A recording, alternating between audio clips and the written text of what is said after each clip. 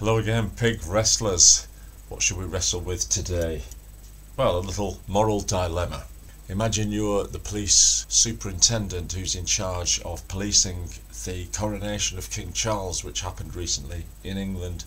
And there are a group of anti-monarchy protesters, and they've arranged beforehand that they're going to come in a van, they're going to stand there with their Not My King t-shirts on, but they're not going to have any weapons. They might have some placards, but anyway, it's all pre-arranged. Come the day, the first couple get out and get instantly carted off and kept away from the crowds. And this is, of course, injustice at the hands of the police.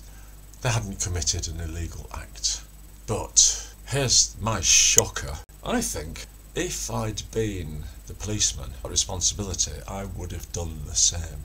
And that's probably why I'll go to hell or something, I don't know. I was just thinking that my name is at the top of the security organisation. Literally the whole world is watching live. The streets are pretty well policed. We don't want anything to go wrong. The only possible source of agitation was these people, and even though they didn't present much of a threat, it was considered better to take them away from the festive scenes. Now, since then, there have been probably hundreds of marches and hundreds of different attitudes taken by the police. I'm not interested in any of those. Those would be another entirely distinct video. Just take this case where I'm even saying to myself that, yeah, shouldn't do this, but heck, if it goes wrong, I don't want to be the guy whose name is famous all over the world because the king got killed on his coronation and probably started World War III somehow. So I exercise what we cunningly shift into German when we talk about it and use a bit of Realpolitik, which goes back to 1853 publication by August Ludwig von Rochau. Practical politics is the rather kind translation sometimes offered, which is probably why it's better to keep it in a foreign language and call it Realpolitik, because that's exactly what it is. It's like when the Lib Dems got to make a choice in Great Britain between allying with and thereby giving power to either Labour or the Tories, and they sided with the Tories and reneged on one of their primary election pledges, which was about tuition fees at universities, which some people have still not forgiven them for.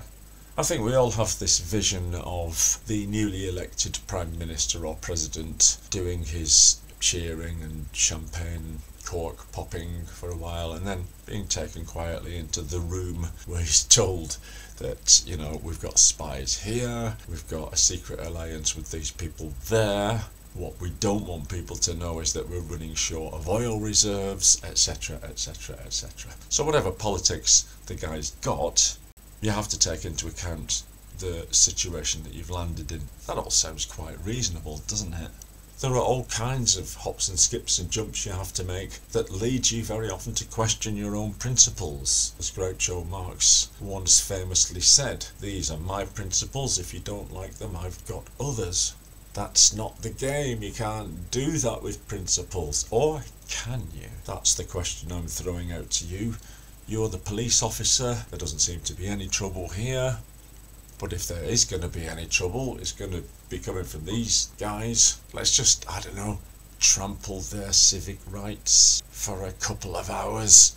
No one will notice. And, to be honest, as far as I know, up until now, nobody has.